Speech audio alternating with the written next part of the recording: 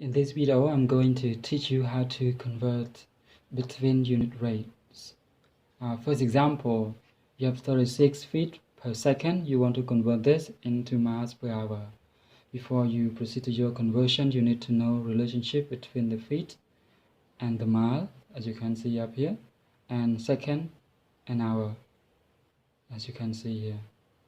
Let's begin. 36 feet per second, you multiply by, now since the feet up here, you put the feet down here. I will tell you later on why we do so. And you put miles up here. 1 mile equal to 5,280 feet. And then we do the same way with the hour and second. Since second down here, you put second up here and hour down here. So in 1 hour is equal to 3,600 seconds.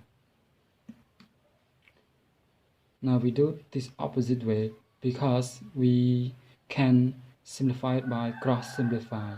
So you have the feet, cross simplify with the feet down here. The same way, the second, cross simplify with the second up here. Or the left is mile an hour, which is what we want, miles per hour. Now let's multiply the numerator together.